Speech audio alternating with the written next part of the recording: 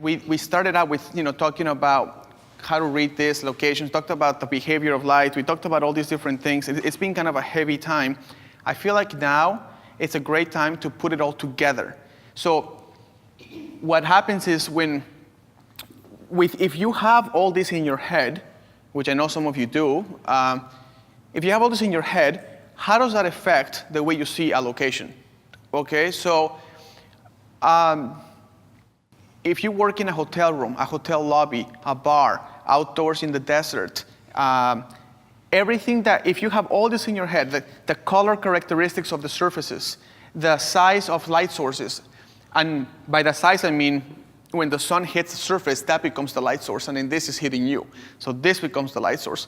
How reflective the surface is, how close is that surface, how far away is that surface, where are the other light surfaces coming from? If you have all this in your head, how could you possibly put it all together under pressure, right? Like when you're under pressure, you're not gonna go, hold on a second here, everybody, give me 20 minutes to see the color of the surfaces. We have, okay, brown, gray, it's too far, let's get closer. Like, let me get a bigger light source, okay? So when I was actually preparing for this class, I said, there's something really important missing. And that is, you having the information helps you, but this last segment helps you apply it. And so I told my wife, I have to create a segment that really puts it all together so you can see how quickly these things can be done, and more importantly, how many errors you will make and how that's totally okay. Because when you're under pressure, you're not gonna sit there and be like doing all this stuff. There will be an acceptable margin of error you have to be okay with. Otherwise, you're never gonna take a picture. So we're gonna finish off with that. I think if you pay attention on this segment, you will see the amazing possibilities you will see basically the power or the potential of everything I've been teaching today, but in play, okay? So, I called it the location SWOT analysis. I'm sorry about the SWOT term. That's a marketing term from my marketing teaching days. SWOT is, you guys know what SWOT analysis is? It's totally geeky. SWOT is when you are about to enter a new market or a company, or you're gonna put furniture in China, or whatever it is. You always do, what are the strengths, the weaknesses, the opportunities, and the threats of that location? I just decided to apply it to photography because it works perfectly well. Every time I walk into a location, I notice 4 things. What are the strengths of this location? For example, this is hardwood floor. This is a light color, it's reflective, it's smooth, so it will reflect evenly, okay? There's black carpet there. That's not going to reflect. That would be a weakness of this room if I wanna make really lively photos. Then we have gray walls in the back where Kenna is. Those walls are gray. Kind of cool because it gives you that low contrast background and then you can illuminate the subject bright and the background will be gray so it's not competing with you. That's a strength, I would say. The ceilings are high. That's a strength. I can do certain things with it. What are the threats of this location? The threats are like, this window could be an asset or it could be a threat. If I'm shooting from where you guys are this way, this window could be a threat because it takes away from, it could spill light in places I don't want. Also, all these crazy lights all over the place, if you try to bounce light into the ceiling, you don't know how it's gonna bounce back. That's a weakness of this place. So, when I walk into a location, I wanted to share with you the top 10 things my eyes kind of scan through before I start photographing. I had a student from the, what's it called? Brooks Institute of Photography. She came to shoot a wedding with me one time. And at the end of the wedding, she told me, I've never seen somebody do what you do. It was like crazy to see for me. I was like, what was so crazy to you? She says, you walk into a room, and in seconds, you're creating these photos that just look out of this world beautiful. And it feels like there's no effort to it. I was like, that's interesting. You don't do that? And she's like, well, I do if you give me 3 hours. And I just don't know how you can see things so quickly and react to them so fast. That's what this is about, okay? In order for you to put everything we talked about into practice, you have to know these 3 things. The first one is you need to understand the environment you're in, or circumstantial light. The second thing is you need to have a thorough understanding of how light behaves. So we talked about those 5 behaviors of light. You need to know those very well. And the last one, the one that most people freak out about, you need to understand how your camera and your flashes and your equipment work, okay? For example, you need to understand how is an exposure made. If you turn on the flash, that changes how an exposure is made, because the aperture controls the light from the flash now, and the shutter speed controls the light from the ambient. We'll discuss that tomorrow, but that's just an example of how your equipment works. If you point your camera, and your camera has a TTL metering, and you point it towards a white surface, you need to know how your camera is going to react to a very bright surface. That's what I'm talking about. So those 3 things. Master understanding the environment, master how light works, like how light behaves, the inverse square law of light, the color casts and all that. And also the last one, know your equipment. I know that sounds super silly, but I don't know why that's so hard. Like, you buy it, experiment with it, understand how it works. If you can do those 3 things, you're going to walk into any environment as a master photographer, not just as a regular photographer. You will be truly at a different level, okay? So let's talk about strengths and weaknesses. These are the 10 things I look for when I walk into a room. I worked really hard on this little slide, because to find out what those 10 things were, I do it subconsciously. Like when you walk into a room, and I do it. But to write it down was a whole different matter. And even my wife is like, what's going on? It's like, it took me a week to come up with 3. It's like, that's crazy. But here they are, for you, creative life. 10 elements I look for. The first one, where, every word here really matters. Where is the brightest, non-direct light intensity on the environment, on the walls or the floors or whatever it is? Nikki, can you kind of guess why I said non-direct? Because the light's going to be harsher. It's not the best light. That's it. So if you walk into a hotel room, or you walk into a lobby or a cool Italian villa. I was just in Italy. I was doing this photo shoot in an Italian villa, and the owner was showing me the villa, and I was just like, and I was just like scanning the whole thing. And what I was looking for is, as soon as she's done talking and telling me about how beautiful the villa is, which I totally appreciated, I need to start shooting. The model had to leave at a certain time. She was kind of like complicated girl. I don't know what happened. And you're not complicated. It wasn't you. And I said to myself, where is the brightest point in this place that's non-direct light? Like, as long as the light goes through a window or something, it's non-direct, okay? If you understand the behavior of light, you understand why that one is so important. If this wall is illuminated very, very brightly with some light, call it the sun, call it a video light, I don't care what it is. If this is illuminated a lot, the more powerful the light here is, the more shaping I can do with the light, with the model, okay? In fact, tomorrow I'll show you the photos from that photo shoot, and I'll explain how everything was done based on what I'm teaching today. The second one is, I quickly scan the locations for clean backgrounds and also clean color, for color elements. For example, if I was to shoot in this direction, you have the reflector, the little tray thing, the cameras, the diffusers, the black beanbags. There's like a million colors there. But if I shoot in this direction, I only have this family of browns, okay? So if I'm shooting, I say, where's the brightest spot?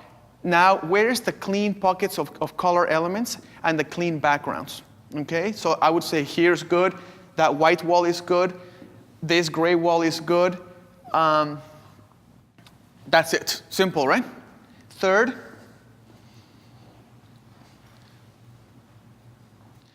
this one was a tough one. I look around the room and I say, where are the natural light modifiers? For example, if I walk into a room, I can say, walls bounce. Walls bounce light. So if I look around, I'm like, there's a wall. That bounces light, right? Curtains. Curtains can close and kill the light from coming into a room, or I can open them all the way and make the light source huge, or I can just close them and make a little tiny edge of light like squeezing in. All of these things are things I look for. Shears. Shears are great because they diffuse the light. So if you have direct sun hitting a window and then you have a little shear here, it makes the light a lot softer, okay? Good for women, maybe not so great for men. Doors. I put doors, cuts, and directs. This is hard to explain. Can I borrow that whiteboard, Colin, please?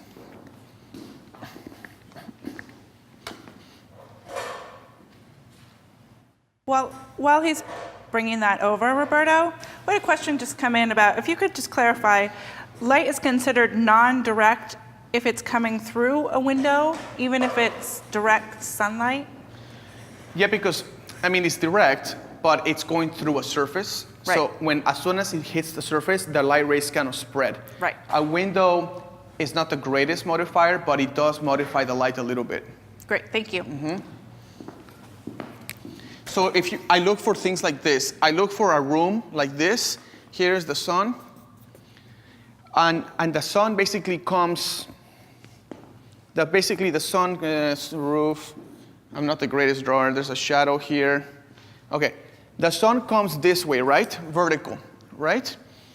But there's an opening here. Let's just say this is an opening, like a garage, okay, or whatever.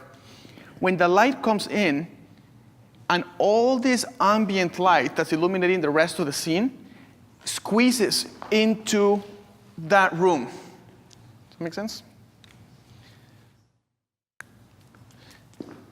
If I was to break those windows right now, which I totally won't do, and I remove all of that from there, and we have just one window opening, and the rest are full of curtains, all the light illuminating the other buildings outside, it's going to squeeze in, and it's going to come in this direction through the window. That changes the direction of the light from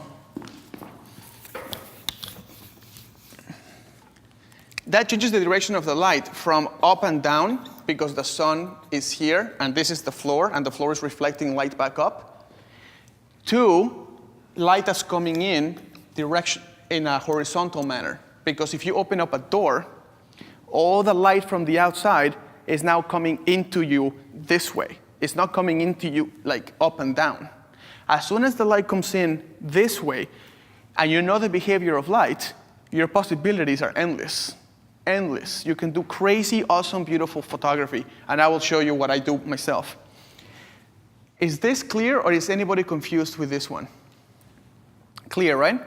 Imagine a garage door. You open up the garage, all the light from the outside squeezes into the garage. You open up the door out of the Creative Life building, and you feel the sun just going, poof. That light is traveling left and right. It's not traveling from the sun and bouncing from the floor. This is very important. So that's the other one I look for.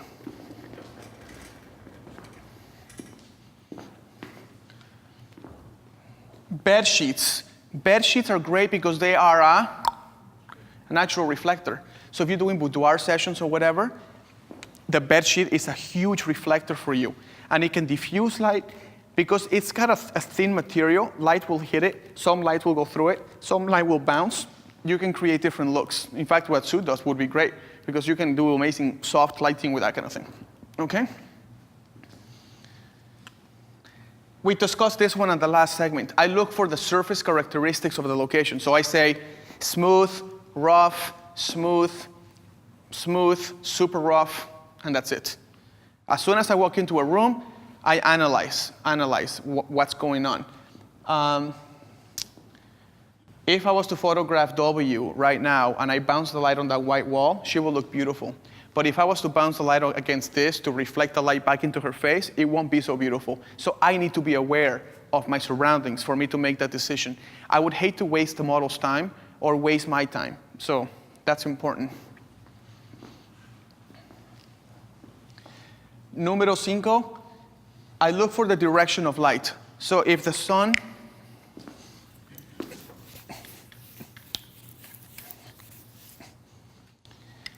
if the sun is here, that's not the sun, that's the person. If the sun is here and here's the floor and it casts a shadow. It casts a shadow. That would be the wrong place for that sun. It casts a shadow, okay? I need to know where that direction of light is, because if I photograph, if the sun is hitting me this way and I put the girl or I put the subject here facing the sun, I'm hitting her with direct light. That's not a bad thing, because if I use my diffuser and I diffuse it and I angle the diffuser, she's gonna get the most powerful light in her face. So direct light is not a bad thing. If you're watching online, please do not think direct sunlight is bad. It's actually excellent, but you need to know how to handle it. So for example,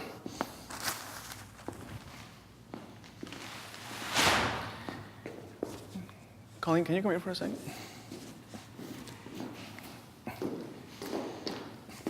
Can you put your fist like this? You're the sun. You're the sunshine, you are the sun. Okay, the sun is pointing the sun this way. Here's your subject. If you diffuse, this is the strongest light path you're gonna have in any location, right? The stronger the intensity of light, the more you can play with the way the light is going to look on your subject. When there is no sun or there's just clouds, everything kind of looks even. And then you have to add flash or video lights to give it dimension. But when the sun is powerful coming down like this, you can diffuse it, not diffuse it. You can put the diffuser close to your subject. You can put it far away from your subject. And most importantly, you could angle the diffuser towards the sun, making the direct sun ray, the rays a lot more powerful, but still soft on the person's face. So I look for the direction of light for that purpose. Thank you.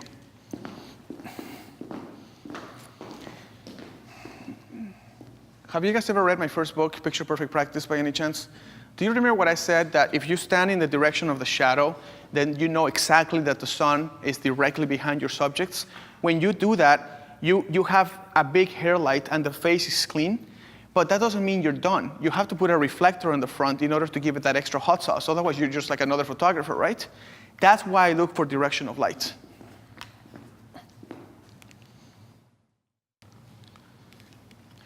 When you start thinking that light can travel up and down or left and right, you will start to change the way you shoot. Because when you see opportunities where the light is going this way, remember the first photo I showed with the two walls and the stairs? The sun was coming here, but it was bouncing this way too. That's why you need to be aware of these things.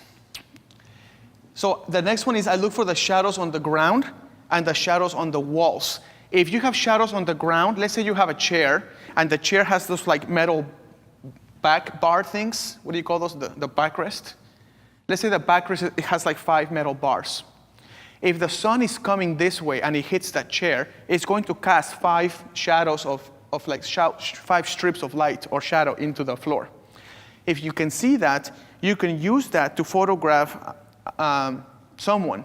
If you have a tree here, and the sun comes and hits that tree, it will cast a shadow of the tree on the wall. And if that tree has a cool branch and the branch is going this way, it's almost like a little finger pointing this way, and you can have your subject here, and the tree shadow points at your subject. So I look for where are the shadows in the room, and what's happening to those shadows.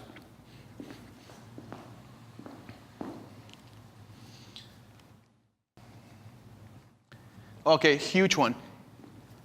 If you are shooting in harsh light situation, I look around and I look for where are the clean pockets of light. So let's say you have trees and branches and palm trees and rocks and cars and what have you. When the sun hits a wall, you're gonna see all kinds of messy shadows, but there will be a little spot here. That's a clean pocket of light. I see that and I think that's an opportunity right there. Because if you put the girl in that spot and you put someone or whoever you're shooting, it's gonna look super beautiful, super cool. Clean pocket of light. Number 8, I already discussed this one. I look for rooms that have access to the outside. Because if you open the door, the light will travel from up and down to left and right. 9. This is a really difficult to see. This is a difficult one to see. I look for natural separations between the subject and the background. For example, Rachel, you're wearing a kind of like a light color shirt, right? That wall behind us is gray. That to me is a natural separation because that color contrasts with your color of your shirt. However, if you look at Mark, bless you, Mark is wearing a gray shirt. So if I was photographing Mark and I saw the gray wall behind, I probably wouldn't go with that wall because it's too monochromatic. And I'll be like, that's just going to be like a floating head popping out of the picture. So remember the first photo again of the staircase and the 2 walls? The sun was coming from above. It would give her a hair light. That light created separation between her and the background. So that's why I put here, if you look for existing separations, it can be done with light, like the sun, or it can be done with contrasts, or it can be done with colors, okay, like the gray with the white and so forth. That was actually a really important one. And the last one, and this is the one we're going to really hit hard tomorrow, I look for what is my reference point of light. For example, look at the light in this room. This light is kind of like a cold light. It's very white. So my reference point for this room is a cold, kind of like not totally cold, it's kind of like a daylight balanced light source. So if I was photographing W, sorry W, that's just totally your nickname for you. If I was photographing W, I would create my light to match the reference point of the room. I see photographers doing crazy things, which is totally fine. It's art. You can do whatever you want. But I see them playing with their flashes and their gels, and the gelling that they chose for the location doesn't match at all. And maybe that's what they wanted, but I don't know if they were thinking that far ahead. Not because you have toys, you have to use them. Like if you have gels and all this stuff, try to match it to something. That red picture I took of W, that's you. If I was really taking a portrait of her, really doing it, I would actually put 2 flashes on that white wall, and I would put red gels on them.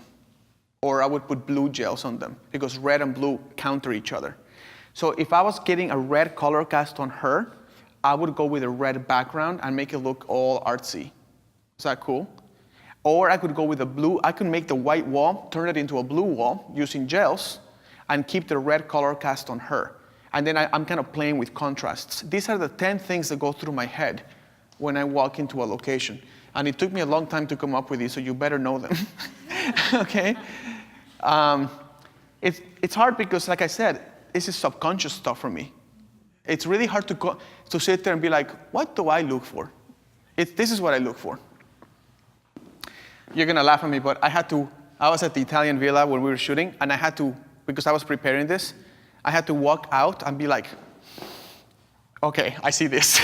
It's like I had to figure out what I see consciously when it's an unconscious job,